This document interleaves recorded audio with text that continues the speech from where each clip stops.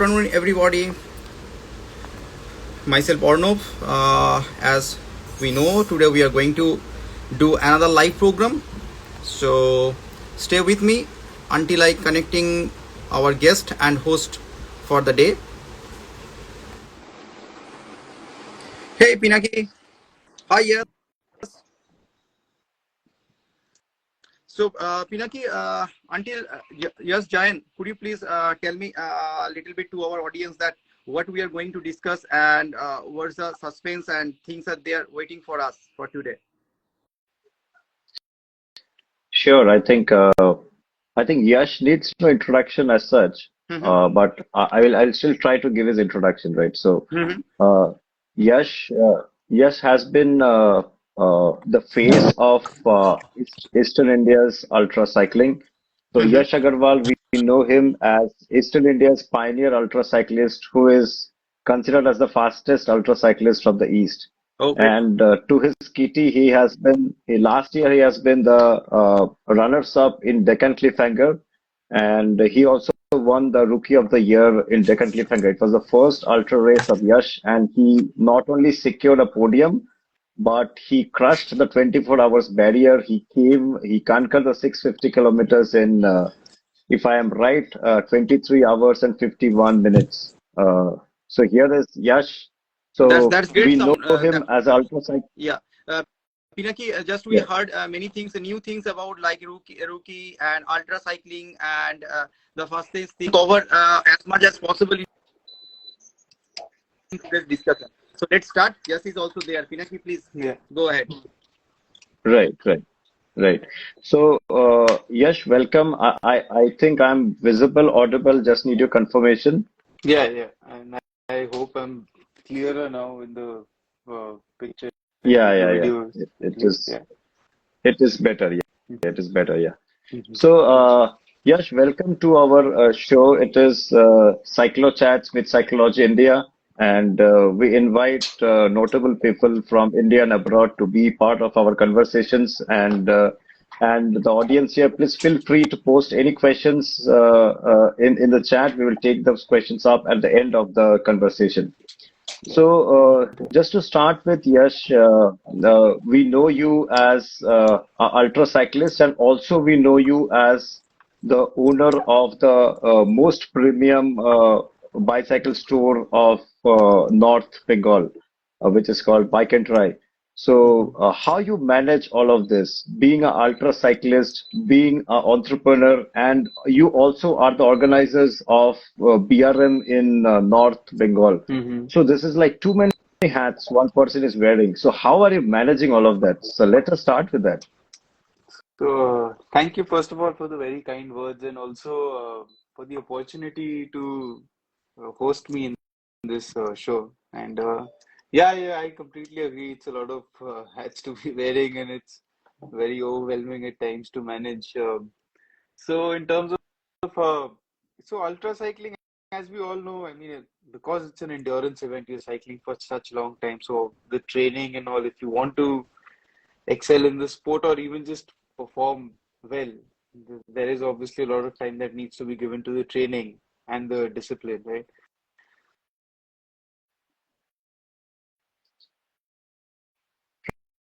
Right, right. So in terms of so ultra cycling, I think my voice is echoing. So anyway, yeah. So in terms of, so I'm fortunate enough to have a profession which is similar to my passion. So they say that you never feel like you're working a day in your life if you do what you love. So I guess that makes it easier for me to handle things at least in the entrepreneurial end or my professional end.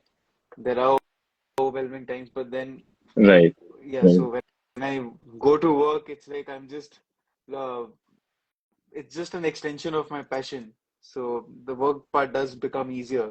Obviously, business has its own challenges. Sometimes it's not all sunshine and rainbows.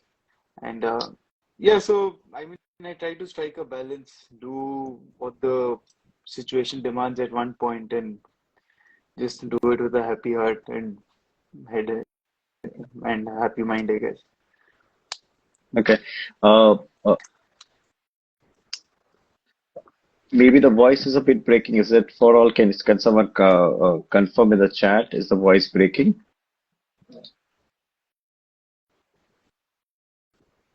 Okay. Let me continue with the discussion, Yash. But we saw you. So the emergence of Yash as ultra cyclist has been very fast, at least in the eyes of the people who follows ultra cycling or who follow cycling.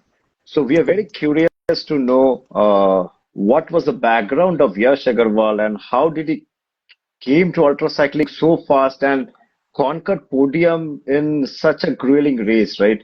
Like Deccan Cliffhanger, which has been there for last decade, 1 decade Deccan Cliffhanger is happening. And you going first time crashing the 24 hours barrier.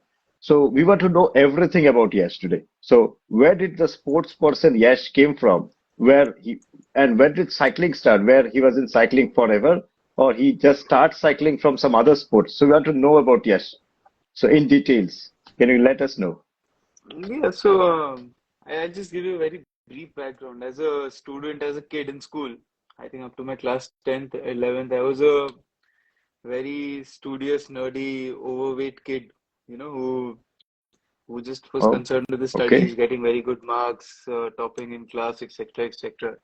So in my class 11th, we'd gone out on a trek. I was in boarding school actually in Dehradun, so we'd gone out on a trek, and over there I really fell behind, and there was a little bit of mocking amongst my peers about my fitness and how how unfit I am, and I'm not able to keep up. So that really hit me hard. So I really just took it to my heart and started running. So in boarding school, obviously we can't cycle, right? So undertook long distance running, and I think within 3 months I lost about 18 kgs. I starved myself, and I just started running all day, and it was just like I have to lose this weight. And the very next year, 1 year later, I won all the long distance races in my school.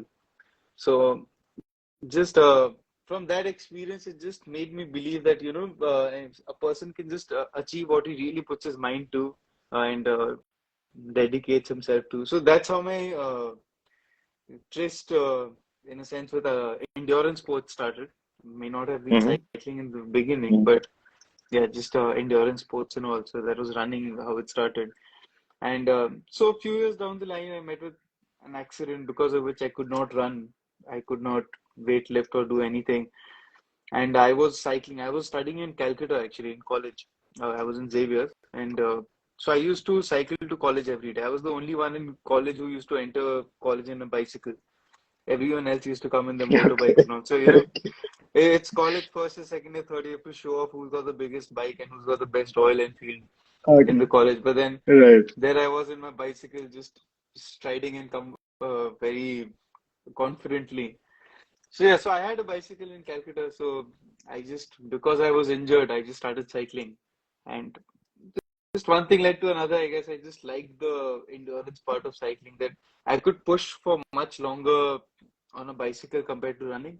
Running, you can run for 1.5 hours. I guess if you get injured, I mean, you get tired. So yeah, that's how I entered Mm-hmm. cycling, and that's how my cycling journey started. So that was about 2015, 16, so about 8 years now. Okay. And yeah, so now what you might like, what it might seem to people is that I rose to ultra cycling very fast, and I conquered, but it was all just work in progress in the background. And I always have this ideology that I do not participate in anything until I know that I can perform my best or I've given it to my all.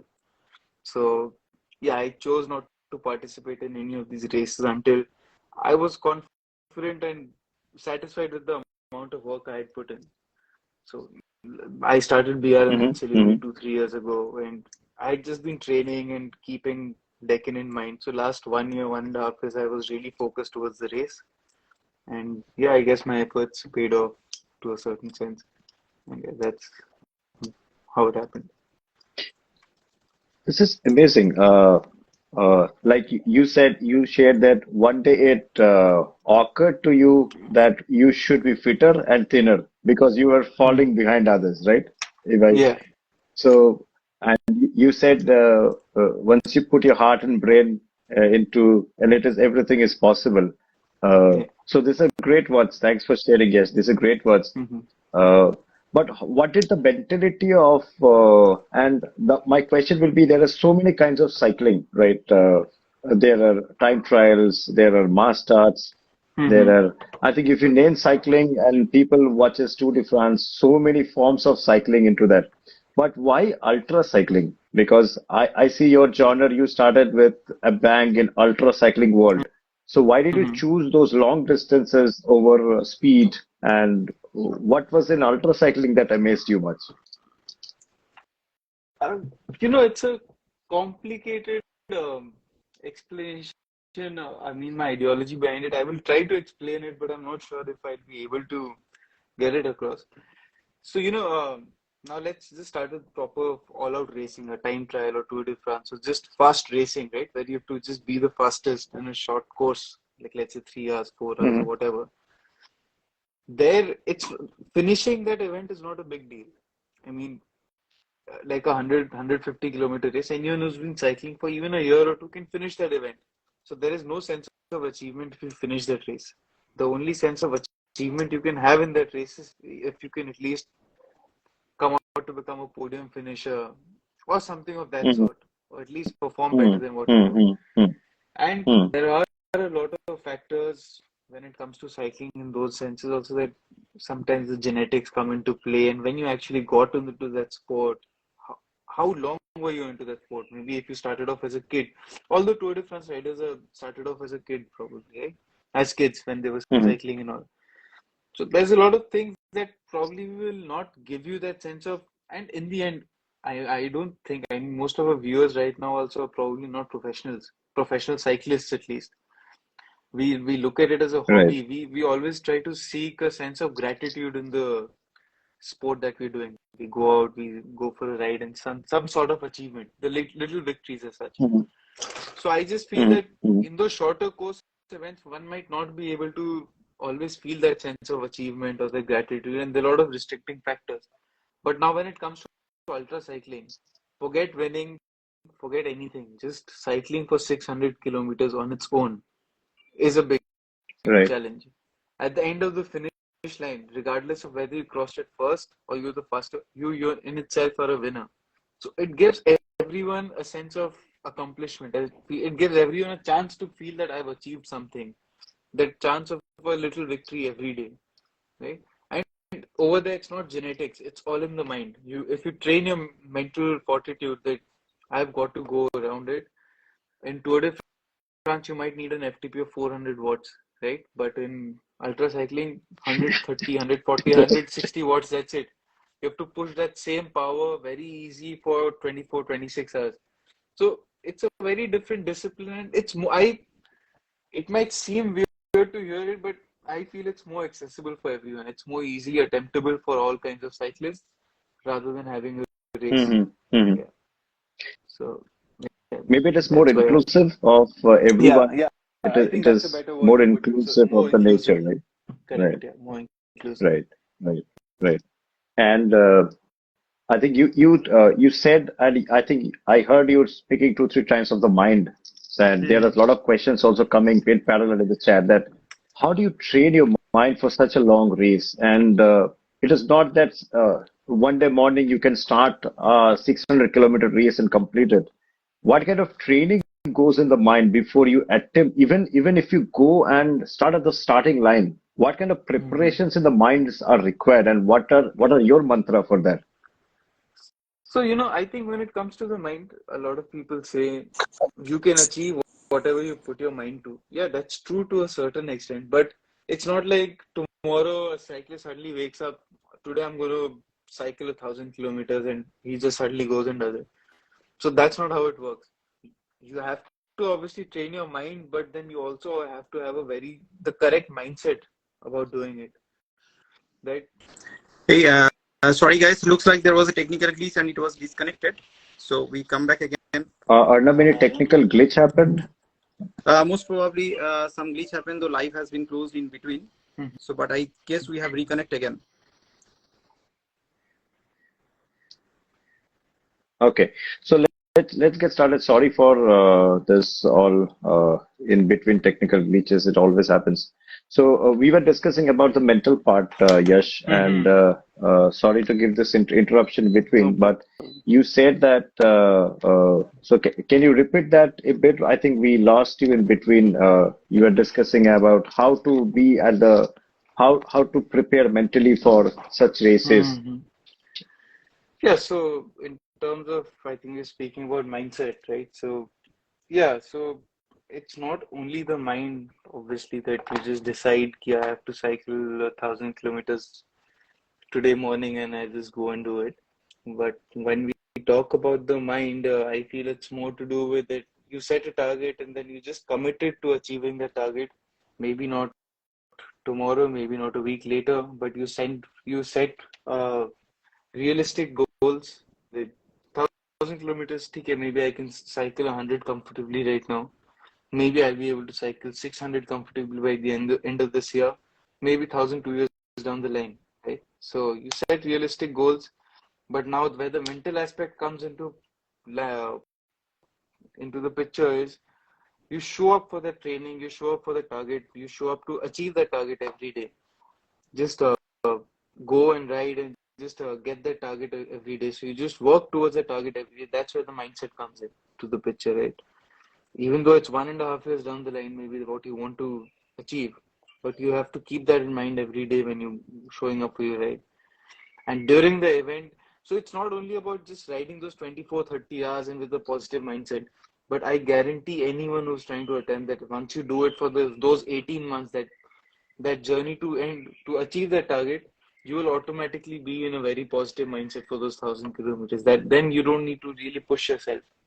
So it's not work. It's not getting the right mindset for those 30 hours, but it's getting the right mindset to be able to ride those 30 hours properly. Yeah.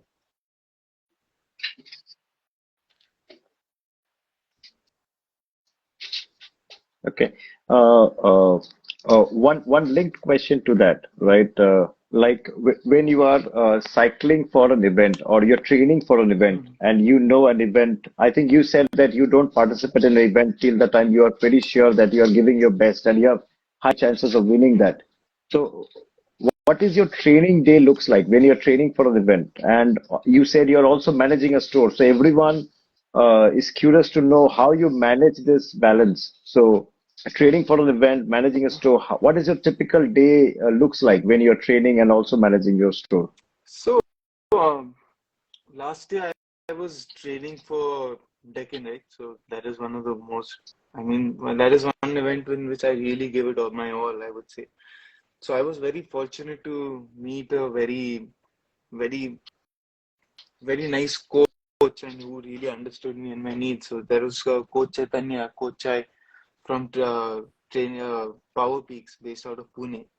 So, and it was clear that obviously because I'm also working, I have a business to run. So I could not dedicate maybe more than 2.5 hours during the weekdays. I was only free on Sundays for a long ride, but during the weekdays, I did not have more than 2 to 3 hours.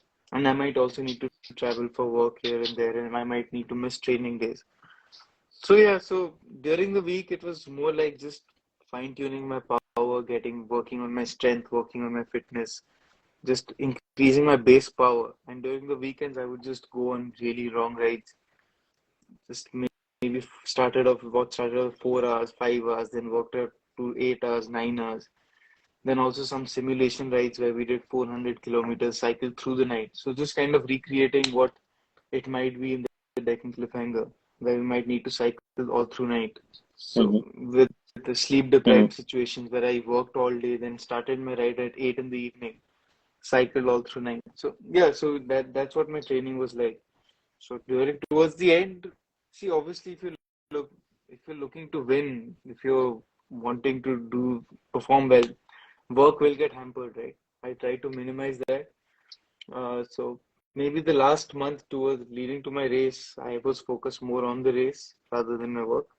But yeah, apart from that, I try to manage it as Hmm. much as possible personally. Right, right. And yeah, it's overwhelming, I think, to do everything and also to train.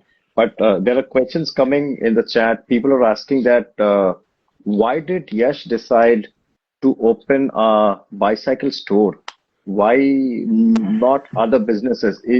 Was it like because he loved cycling and did it, or because what was his background, professional background or family background? So that why a business and why a bicycle store and why a premium bicycle store like Bike and Drive? Uh, so, I actually joined college as an engineering student, and I was really good in studies also. And I was in Hong Kong joined as an engineering student, but then I dropped out of college after 2 years out of engineering college, and I ended up Hmm. just studying economics, which I really didn't like at all. To be honest, I didn't really complete that completely either, and yeah, so after that, I was just lost for a while, but I was always good at fitness. I mean, more than good, I was just very interested and keen in it. I really enjoyed fitness. And so that's what I said in the beginning also, right? When you do something you're passionate about, it does not feel like work. You don't really work a day. So I was always of that mindset. So where I'm originally from Jaigaon. Jaigaon is on the border of Bhutan. It's a very small town. So I Okay. was back home Right. after college and Right. I opened up a gym. I really like weight training too, so I opened up my gym. So I was always in this line industry. I entered this industry through a gym, etc. And then came COVID, and I think all of us know what happened to cycling during COVID, right? So I am one of those typical Mm. COVID stores. I mean, that's how we started at least. That business was booming, cycle industry was booming, and I was like, why not? I enjoy cycling. I'm not a COVID cyclist, but then I enjoy cycling. Might as well just because the business is booming, I'll open up a store, and that's how it started. And the entire idea of me moving to Siliguri, opening up a store. And now, why premium cycling, premium bicycles, or premium bicycle store is why? Because we've got to understand that people who ride premium bicycles or like who spend so much on a bicycle are probably not someone who's just using it for is not someone who's using it for commute. He is a hobbyist. He's also someone who's passionate about it, right? Right. And I am also someone who wants Mm. to share my enthusiasm about cycling, my passion about cycling with others. Right. So that was my point that I'll open up a pre. Had I just been selling normal bicycles, it was just a commodity. So that to me just sounded similar to opening up a grocery store. If I want to sell just normal cycles to normal people, why not just sell atta or whatever it is? I mean, I'm not selling a lifestyle. I'm just selling a commodity. So premium Right. bicycles, it's Right. not it's not Right. only Right. about selling a commodity. You sell a lifestyle. You sell, yeah. I mean, yeah, because we're talking about business, you sell that lifestyle. You tell people how to get into it. There's a lot you can share. There's a lot there's knowledge you can share. A lot of things you can give tips to. They listen. So it's a different experience from rather just sitting in a shop and just telling people what they're asking for. So that's why I opened up a premium bicycle store rather than a normal cycle shop, I guess. Right. I think you're also transforming lives, Yash. I think Premium Bicycle Store, you are, I think, selling those experiences and also, I think, transforming lives of every person who walks through the door in your store, I believe. And I think you are making a difference in the way people look at things. So questions are there in the chat where people asking that what's next for Yash? What is Yash's next adventure?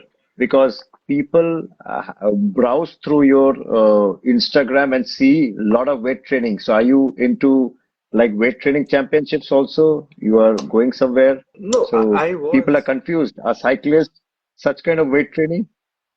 So sometimes I like to think of myself as a jack of all trades, master of none, right? Till I decide to be a master of something for a year.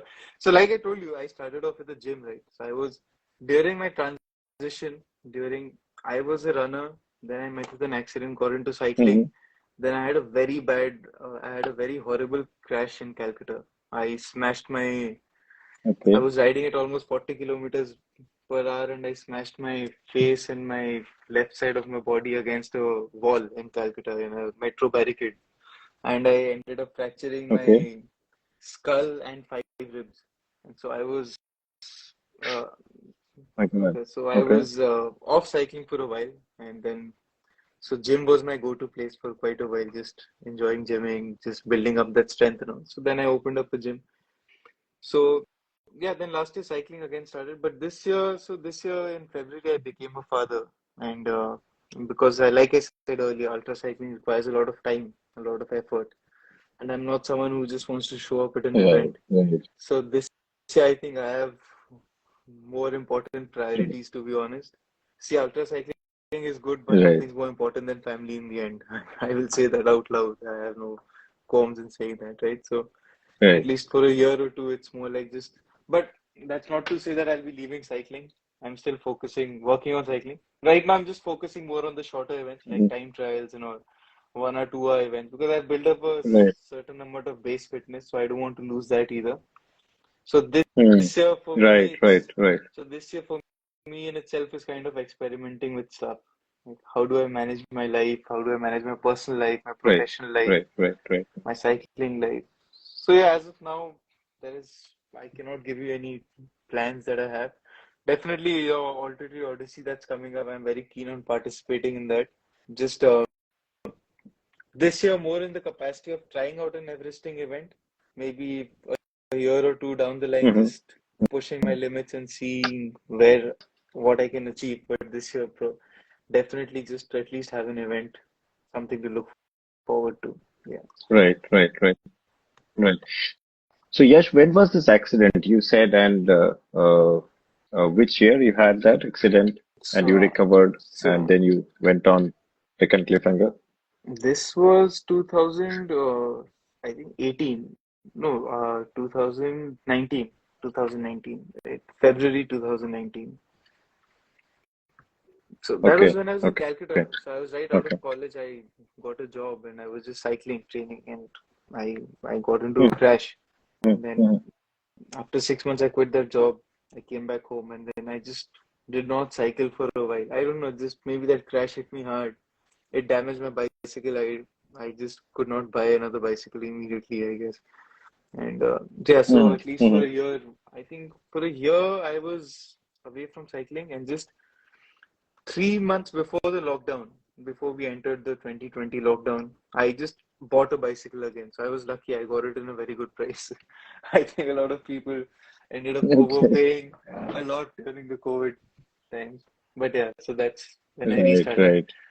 And COVID was just a cyclist paradise, empty roads and everything. Yeah. I think many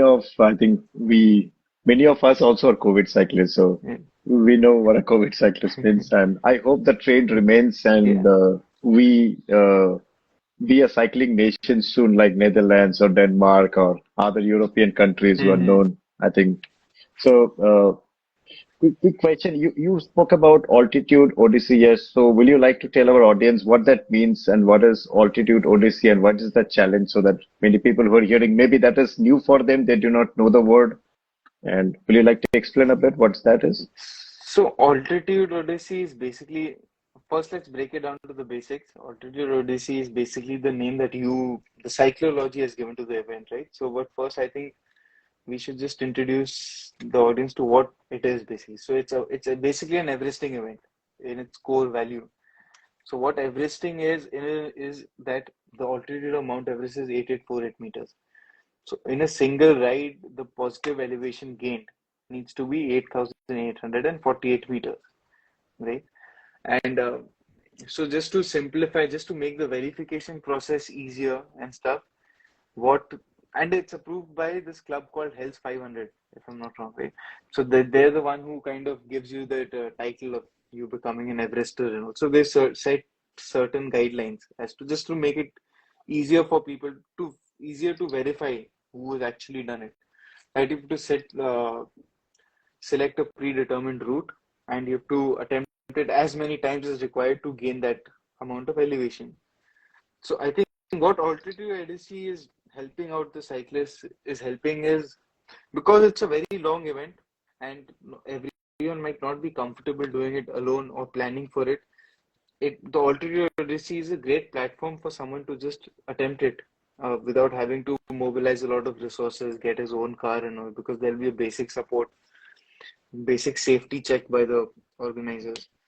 And Everesting is 884-8, but there's half Everesting also where it's 884, so 4424 in the single ride. Then there's quarter Everesting also. Those are the base sub events of that, I guess. Yeah, I think the people of Siliguri, maybe they climb a lot, but people of the flats like Kolkata and other areas were in the call. So it gives you a chance Mm-hmm. to go and see how much you can climb. Yeah. So climbing muscle memory is very rare in cyclists of the plateau regions, Mm-hmm. and that will give them an. There are many questions. Let me take that one by one. The people are asking you, why did you suddenly open a store? I think you explained that, Yeah. but someone is asking that whether there was, what if the sponsorship thing happens? Whether there's this sponsorship happening for ultra cycling, your cycling expeditions, or is there a rejection, or what is that you plan for See, I'll be very honest sponsorship with point you. of view? Ultra cycling is a very expensive sport with no reward at the end of the line. Okay. But right now, at least the modern trend that's shifting in a very positive direction is early ultra cycling was all about a crewed race. You have a crew behind you. So for that, you needed to have a car. You needed to Hmm, take crew whom you were comfortable with, khana, pina, everything. So it was a very expensive affair. Now I think you guys also do the C2C and then all the ultra cycling races in India as well. Other ones, the Deccan Cliffhanger and C2C and Himalayan Ultra, all of them now also have a right, self-supported category where it's just you just need to take your bike, right, you need to take right, what you require, and you go and cycle. So that way it's already become much more accessible to the masses and much cheaper. So yeah, sponsorship, expecting a right, sponsorship for someone just starting up. See, when you want a sponsor also, if he's paying you anything in terms of monetary terms, he will also expect something in return, right? You can't just expect people to give you money well out of the goodness of their heart. So initially you do have to build a profile. You have to become a good cyclist. So initially, I would my suggestion, my recommendation to anyone looking for sponsorships would be is attempt just the local races very easily accessible to you. So for someone living in Calcutta or West Bengal, just go ride the C2C, perform well in the self-supported category with minimum investment. You get a good result. Maybe you win the race. Anyone will get some sort of support or sponsorship with the other races, right? But initially, you do have to spend some money. There is no way around it. Few races you perform well, you will get sponsorship. But yeah, that's it. You cannot get sponsorships in the beginning. I think you're recommending to build a profile before you can even go and approach the Yeah, sponsors, right? yeah, What will they get out of yeah. you? Right, right. See, because then So there are many that's people what in a the chat. sponsorship is. Yeah, Others is just right, charity. right.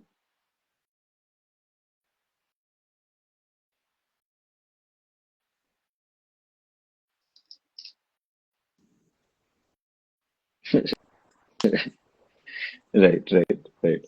It's a mutual win-win. Mm-hmm. So people registered already for C2C are in the call. They are putting questions that now there are only 4 months to go for Coast to Crest Edition 2.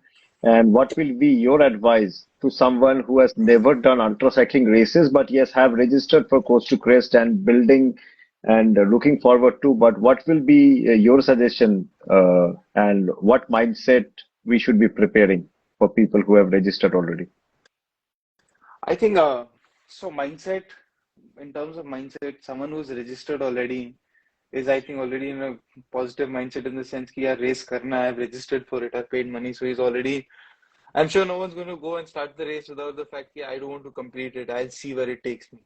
I paid the money, I'm at the starting line, so I'm assuming, let's just assume that people have come in the right mindset. They're going to want to complete the race.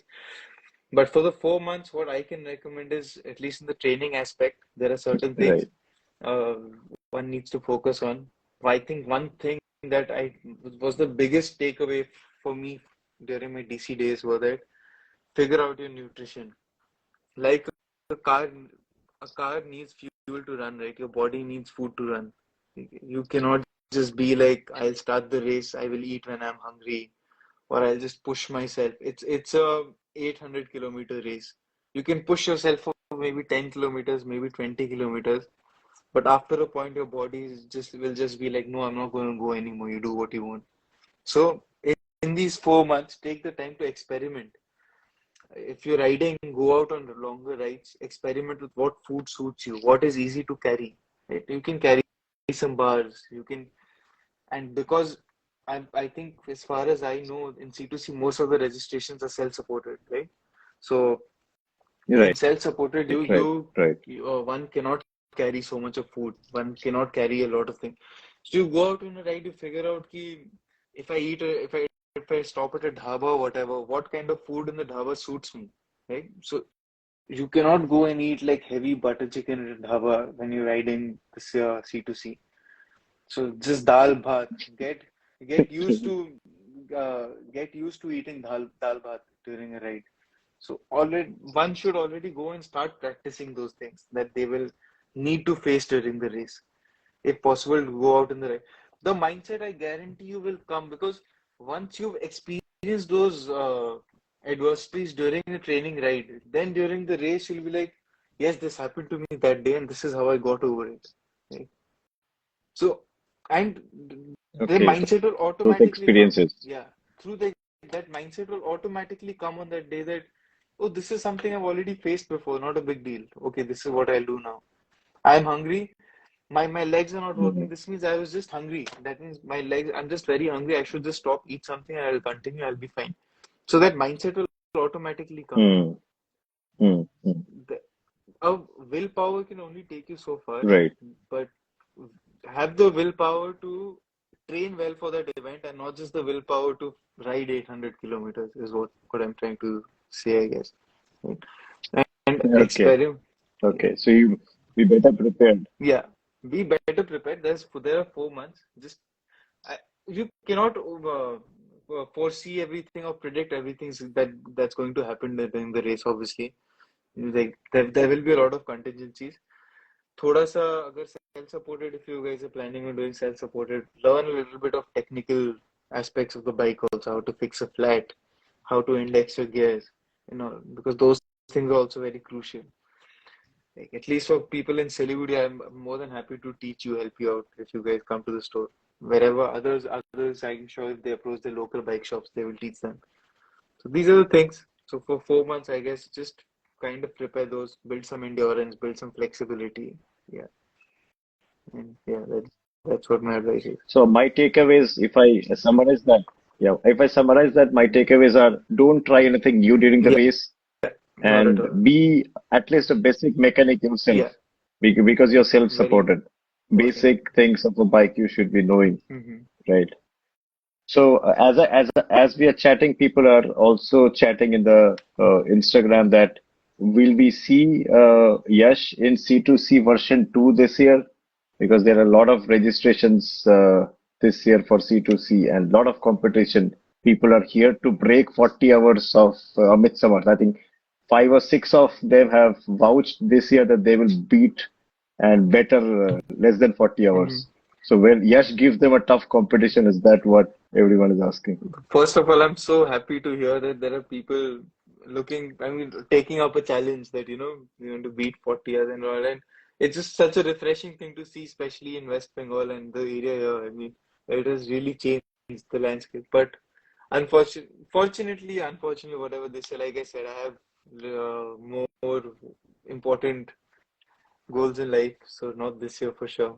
But that this race Right, is also right, certainly something that I have in my radar, so as to say that I am definitely going to come here some year and give it my all, and let's see. No commitments, but let's see where that will take me. right. Yeah,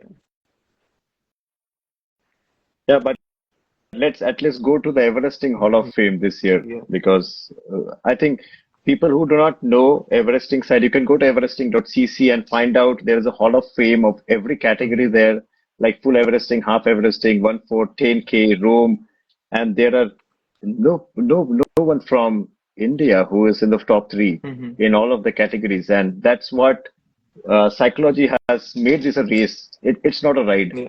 Very sure, it's not a ride. It's a race to Everest.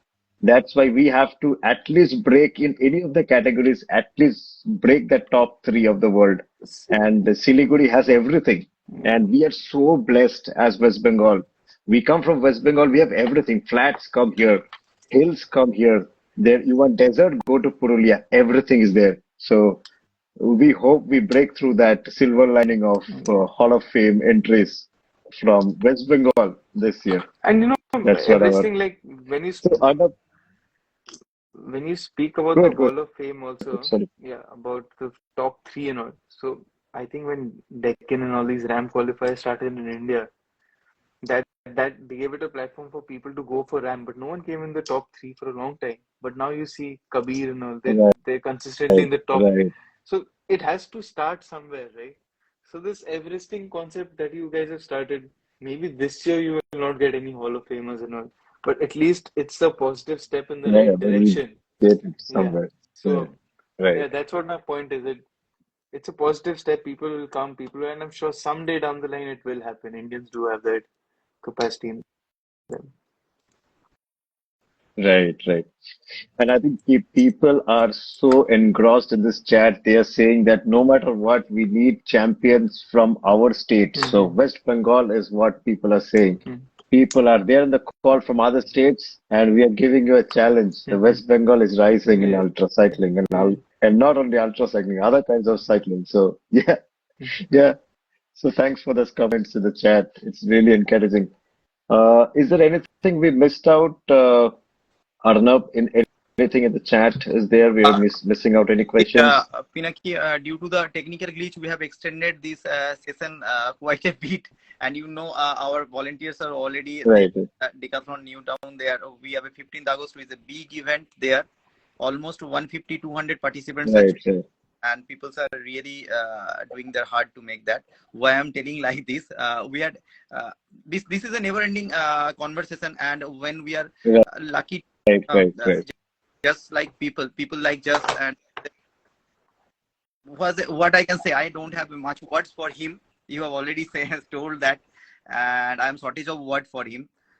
So and questions are also there. So I think we can discuss those questions in common forum or chats or in groups, or we Right, can send those questions right, to us uh, right. for So what we'll do is, yes, we will put you part of our psychology. We'll add you, Mm-hmm. and maybe some questions because it will become lengthier. Yeah. Some questions will be directed to you directly, Sure. so that you can address them whenever you have time. And Sure. thanks for thanks for installing this belief, Yash. I think we had Rahul Paul, who broke that silver lining that it is possible that we do RAM qualifier solo Mm-hmm. from West Bengal, and you broke that lining that yes, not only finishing, we can win. Mm-hmm. So now people have gone into that adrenaline from West Bengal that no matter which races are there, Mm-hmm. we have to crash the podiums. So I think you are the front runner for that, and building a bicycle store like Bike and Try, and I think hand holding the endurance community via BRMs in Siliguri. Thank you so much for being part of this very candid discussion, and thank you for your suggestions to the people who were in the call and answering all of the questions. We as psychology, we give you all the best, and for your bicycle store, maybe it emerges as one of the best in the country. It is always is, and we are hoping that you crash some more races in future and make us all proud. Yeah. Thank you so much, Pinaki. Thank you so much, Arnab, for hosting me. It was a great conversation, very refreshing one. Helped me recollect some of my older days as well. So yeah, a lot of fun. Thank you. The pleasure is Yeah. all our pleasure. Mhm. definitely. Thank you so much, Thank Yash, you. and we'll continue the conversation in the chat. Thank Definitely. you so much. Yeah. Bye. Thank Bye. you.